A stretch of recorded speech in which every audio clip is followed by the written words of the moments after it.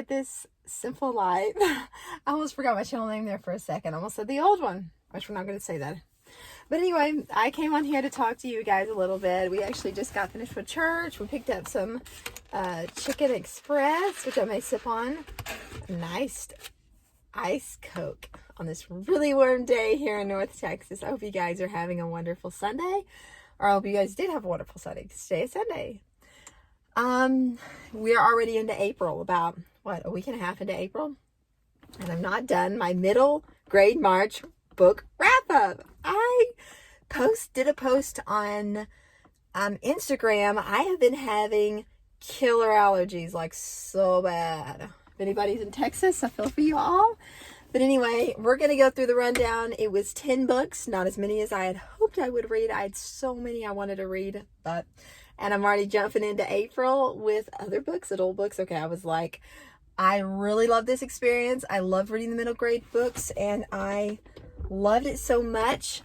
But at the same time, I was like, I am like craving some adult fiction. So yeah, I'm already started 2 books. 2 books, y'all. 2 books at one time. Sometimes I even do 3 books, but 2 books for now, and I could already tell you it's going to be warm in here, so I may have to open the window or start the car or do something. But anyway, and see my little middle grade March. I did this in my Erin Condren planner just like before the month of March, and I did a little cat in the hat. I'm not an artist by any means, but I did draw his little hat, and I did a little, I believe usually in March they do Read Across America. And they do the Dr. Seuss theme. It says, the more that you read, the more things you will know. The more that you learn, the more places you'll go. And oh, the places you'll go. And this is one of my favorite Dr. Seuss quotes ever. Why fit in when you were born to stand out? I love that so much. So much. Be you. And I love this little quote where it says, be beautiful. Like, be you. Like, just be you. And I love that so much. And so middle grade March was a tribute to Dr. Seuss. And I don't know. I know a lot of people do not like Dr. Seuss books. I personally have always loved Dr. Seuss. I remember his books were some of the first books I ever read. And they continue to be a favorite of mine when I would go to my grandparents' house. And I believe she still has the book. It's a ABC Cat in the Hat book by Dr. Seuss, and I remember my grandma reading that to us so much. I remember when I would get there, we might get there late at night when we were traveling, and we might show up late at her house, and I remember going straight for her books and pulling that one out and taking it to her. And I guess it would probably be like 10 or 11 at night, but she would sit down and she would read it to me. And those are some of my favorite memories. My favorite memories of childhood have her in them, have her and my granddad in them. And I have very fond memories. Always, always. Very thankful that I still have them. Middle grade March. And I have a few of the books to show you, about 4 of them. So 6 of them I will just be inserting pictures, hopefully. Hopefully I will figure out all those techniques of how to insert the pictures. My kids were bringing me, my kids were bringing me the giant slinky, y'all. They won this at church. In children's church. Look at that, it's the size of my head. I told them, look, it's my new bracelet. I think I look very stylish. I think I should just wear this while I do this video. Isn't it cute? It's so adorable. I think my youngest won it today. Yeah. They're always doing prizes and things like that. My kids are all about that. Okay. The first book I read 10, remember? So I'm going to get this video started. The first book I read was Pollyanna. I found it at like a library book sale or a thrift store somewhere in there, apparently for 50 cents. So I'm actually going to be passing this one on to someone else. It was a very sweet story, but we are actually having a sale at our church coming up, and I think this will be one of the things I donate for that sale. But Pollyanna, it was a very sweet story. I definitely highly, highly encourage you all to read it. I honestly didn't think it was going to be anything like the Disney movie, and it was quite different, I will have to say. But I think the Disney version Walt Disney did a really well done job of putting the story by Eleanor Porter into a movie. It's just so good. It's really a good wholesome book, I guess you would say. All right. The next book I read, and I was like sick the first week of March, pretty bad sick, and like with a super bad head cold, fever, sore throat, the whole 9 yards. Oh, it's getting hot. Okay, we're gonna have to open the window or something. But anyway, I was sick with the whole 9 yards. I was sick. My kids are playing at a park. They're super safe. But, so I read Pollyanna and I read Sarah Playing It Tall. I think this one I read in one day. It was so sweet. Oh, y'all. And this is the book that was done actually the year I was born in 1986. This was the Newbery winner for that year. I can't believe it, but I had the 30th anniversary edition, which I will keep forever and ever and ever because I will continue to read it. It is one of my favorite books. I love it so, so much. Sarah Playing It Tall. It's just a quick read. And we also read we watched all of the movies that went with the books. We watched Pollyanna, Sarah Playing It Tall, and the next one we read was Skylark. And of course we had to watch that movie. We watched it on YouTube. It's kind of blurry. I mean, I personally didn't mind the quality of the YouTube movie because, I mean, hey, it's a movie and it's good and it's free. But my husband was like, okay, like, this is like bad quality. Like, this is going to hurt your eyes. Like, turn this off and just rent it from Amazon. Skylark. Anyway, the next book we read, was The Yellow Star. I'm just going to read the back of it because it's just so good. In 1939, the Germans invaded the town of Lodz, Poland. I hope I said that name right. Lodz, L-O-D-Z. And moved the Jewish population into a small part of the city called a ghetto. As the war progressed, 270,000 people were forced to settle in the ghetto under impossible conditions. At the end of the war, there were about 800, so it went from 270,000 people, so just a little over 250,000 people. There were only 800 survivors. Of those who survived, only 12 were children. This is a story of one of the 12. It is so... I get emotional just talking about it, honestly, just thinking about the book. This is a book that will stick with me for probably the rest of my life. I mean, it's so sweet. I mean, just look at that little face. I mean, come on, y'all. I'm a sucker for good faces. But anyway, it is written in verse, so it's like super easy to read. I think this may be a book that I donate just so other people can like read it. I don't know. But I don't know, it's just so sweet. It was my second time reading it. My kids loved it just as much as they did the first one. It's a true story. And what I would say, this is definitely goes in the category of the family category. I'm not even like talking about what categories all these go in, but this was definitely one that would go in the family. I mean, this dad, oh my gosh. I mean, this mom, oh my gosh. But this dad, what this dad would do. Y'all, if y'all read it, we need to like talk. We need to like talk about this book because this is so underrated. Yellow Star by Jennifer Roy. It's so sweet. And how this dad would hide this precious girl to keep her alive, y'all. In graves. He would hide her in graves, and I believe there were bodies in these graves, but he would hide her because of the German guards would come through at night, like to search for children and things like that, and she survived. And both of her parents did too as well. It was a really good book. So those were the only ones that I actually had in my hand for print.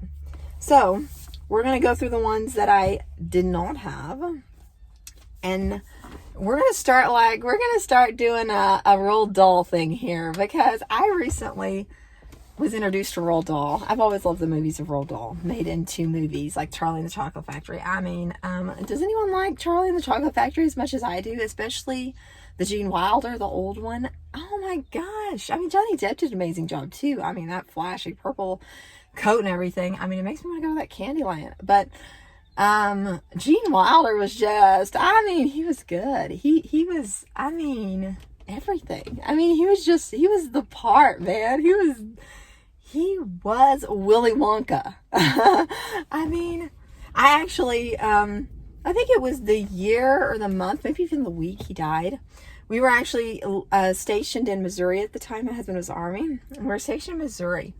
I actually got tickets for me and the kids to go watch a late night movie because he was going to be doing the school and everything. And so I actually got tickets for us to go see Willy Wonka in the Chocolate Factory like at 10 or 11 at night. And I got them in advance because I knew they would sell out, and they did. And my oldest came down with strep throat the night before we were supposed to go. And then my other, of course, the younger two, they were super young at the time. They came down with strep throat, and I wanted to see that in the theater, the Gene Wilder version. I knew that was probably going to be my only chance, like, to see the Gene Wilder version in the theater. But instead, they actually refunded my money because they actually said it was a sellout. It was a sellout, y'all. I knew it would be. And so, they actually gave me my money back. Like, they were actually only, according to like that certain particular theater would only refund you 50% normally, or maybe like even less than that, maybe like 30 or 40. But he actually said he would give me 100% because people were actually like, had already laid money out for tickets that might actually be brought back per chance. And so I made a family happy, and I'm super happy. I hope that made their night. But, so I actually rented on Amazon Prime that night, and we watched it on our big screen TV, because we had it that time, which was not as big as we do now, but, it was a fairly big one. I rented both of the movies, and so we watched it, and we were just, I loved it. But I never read the books. I don't know why I've never read the books, but anyway, long story short, somebody reintroduced me to, all those books, the books I never read, all the Roald Dahl books. I watched all the movies, but I never read the books. So, okay. So here we go. The first one we read was BFG. Oh my gosh.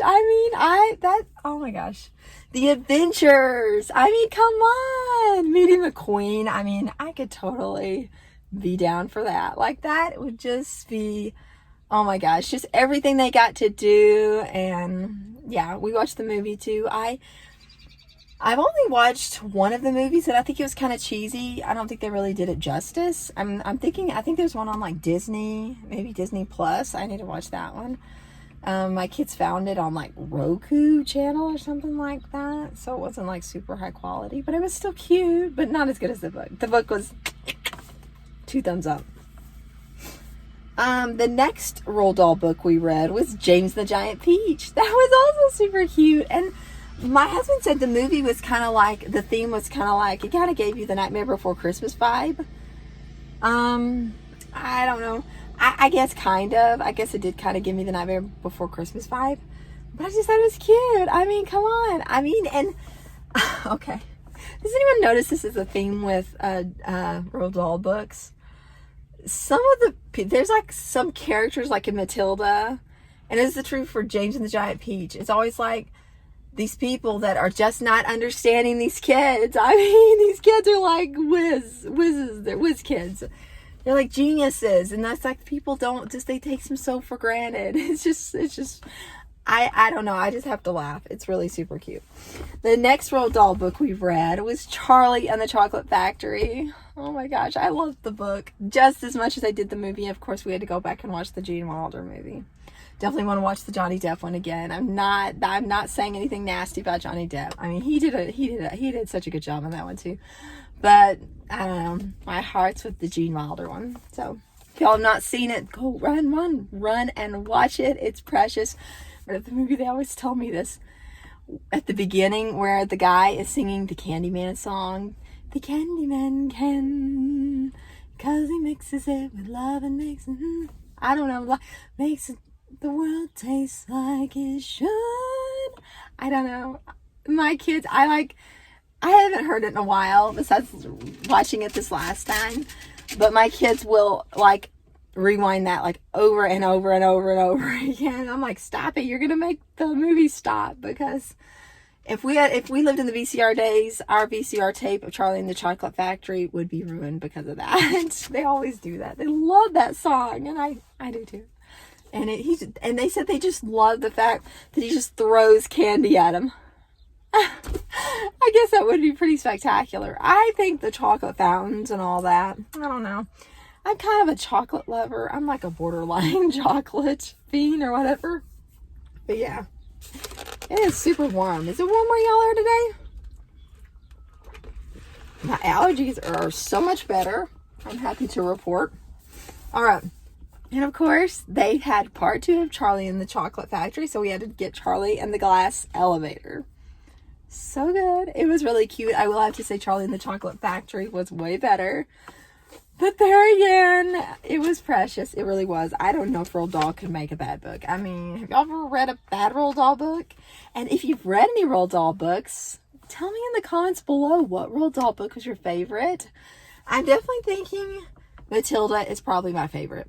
And that's kind of what started me on the Roald Dahl kick, because right before middle grade March, someone told me, I was asking for suggestions on Instagram, and somebody told me Matilda, read Matilda. And I was like, I've never read Matilda. And I'm just like, it sent me into this Roald Dahl kick. So the next book we read was called The Little Riders. And of course that was also made into a movie, I believe, with Nolly Thornton on it. And I believe the only way I can get it was on YouTube, but it was really sweet. And I highly encourage you to read that. It's a really short book. It's like a super thin book. I'll try to insert a picture somewhere in there, like little Vanna White. Da, da, da. Yeah, we'll see if I'm that cool. I'm trying to get more cool about my editing skills. I think I'm doing better. Don't y'all think I'm doing better? Do you think I'm doing better? Let me know what you think. All right, and the 10th and final book I read was Peter Pan. That is the #1 book of the month. Can you tell I absolutely loved it? I loved it. I honestly could do a whole video just on Peter Pan alone. I want to buy Peter Pan. I do not own Peter Pan, but the library had like this 1950s edition with this red cover. So weird. But I've actually seen that some people have like the chalk editions. Like, what are these? Well, what's this, like this?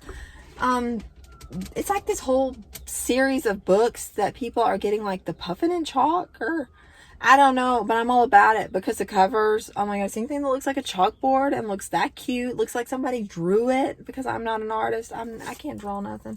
I can draw a stick figure, that's about it. But I'm going to tell you,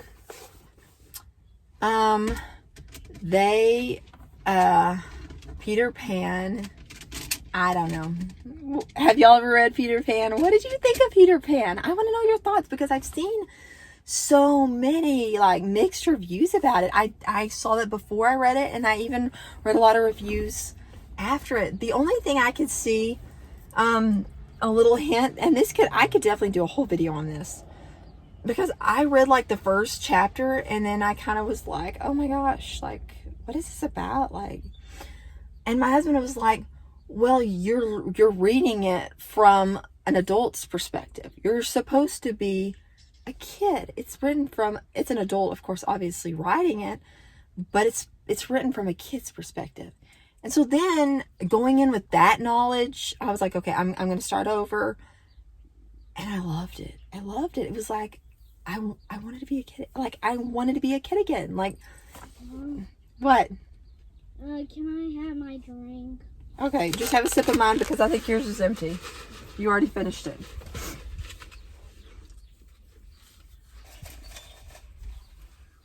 You want to say hi? Hi. We're at the park. I know. She said we're at the park. And I should really be out there walking, doing some exercising, but I'm not. I'm in here talking to you guys. It's so much more fun. I'd rather talk to y'all than go run. Anyway, I have to take all this jewelry off anyway, so. Anyway, Peter Pan. So yeah, I don't know where I stopped off, but anyway, I started over again, and I read it, and I loved it, and I couldn't put it down, and I'm like, I already want to read it again. Like, it's so good. But with that being said, that concludes all the 10 books that we read for middle grade March. My kids, I feel like we didn't read as much as we wanted, obviously. I feel like time gets away from you. But also, I think I read so many at the beginning, first week and a half, that then I was kind of like, okay. Then I just kind of took my time slow with Peter Pan and some of the, like BFG and those kind of books. But like I said, I didn't read near as many as I wanted to, but I feel like I accomplished a lot, and this was the big thing.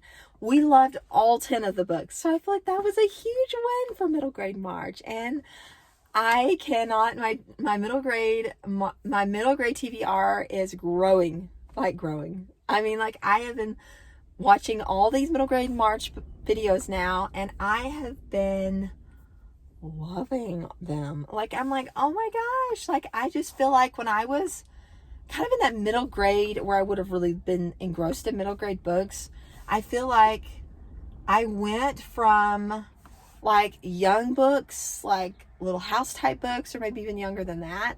And then we started going to the library and I just jumped into these adult books. Like not all of them were not adult bad books, but I mean, like Jeanette Oak and Love Comes Softly. I mean, those are like, oh man, those are endearing books. And then I ended up going back later and reading like Anna Green Gables and things like that. So really enjoying that. But I wanted to thank Krista at Books and Jams, The Curly Reader, and Life Between Words for so much for hosting this. And I cannot wait to participate in it next March. And I wanted to also hit on real quick the books that I've already started with in April. And it is a Karen Kingsbury books called Someone Like You. So far, so good. I'm only 100 pages in and I still have over 100 to go. So far, so good. Which can Karen Kingsbury write a bad book? I've yet to find one. Oh, but I think it's probably in here. I read her books. Probably her 9/11 series is probably one of my favorites. Like, oh my gosh. But I haven't gotten into the Baxter series either. Can you believe it? Like, I'm so behind on her books. I'm just like always I'm always reading. So it's just like, I can't even keep it together. But the 9/11 series, One Tuesday Morning and Beyond Tuesday Morning, I did not know there was a third book, y'all. So now I don't know if I want to start on book 1 and then read book 2 so I can like really like grasp like what I'm reading. I think I might have to do that. I kind of started One Tuesday Morning recently, you know, like maybe around 9/11 again. But then I kind of stopped because another book caught my eye and then I kind of caught up with that and then it was time to give them back to the library. But anyway, I'm really wanting to read the Remember Tuesday Morning, but I think I need to go back and read them all to refresh my memory. Like, wow, it's been a while since I read those. Okay. The next one is Francine Rivers' Redeeming Love. I am like I'm in like a good book kind of mood. Like, I don't want like a lot of, I mean, obviously there's things obviously about this one. It's based on the Bible book of Hosea. So it's definitely some trials. There's definitely some deep sorrow right in here. Okay. Like there's a lot. And this one definitely has so much sorrow in it too. I mean, oh my gosh. Have y'all read these books? What did y'all think about them? I've read this one before and I just wanted to reread it because then I want to kind of go on a Francine River kick, I think. I'm thinking for a while. I think I want to kind of smooth through her books throughout the summer time frame. I think I'm thinking Francine Rivers, maybe some Sarah Eden. Somebody told me Sarah Eden's really amazing. And I think that's kind of like Francine Rivers and Karen Kingsbury. I think. I don't know. I think I'm going to grab one of her books from the library as well. So we got Karen Kingsbury, Francine Rivers, and then Sarah Eden added to the list. I think I'm going to kind of go through their books this summer, spring and summer. And I'll report back if y'all want to hear some bookish content and all that kind of stuff. I kind of like sharing books. I love to share what I share over here. And hope you guys are having a great week. And look out for that video. I think I said I was going to post it Tuesday, but it's actually going to be this video that's going to be posted tomorrow or Tuesday. And then my curriculum, my The Good and the Beautiful curriculum unboxing along with the giveaway will be in probably Thursday's video. Look for that Thursday. I will see you Thursday. Hope you guys are having a wonderful day, and I hope you guys have a wonderful week. I hope you guys are enjoying some sun. And I guess I'm going to get out there and run. And I'll talk to you guys real soon. Bye-bye.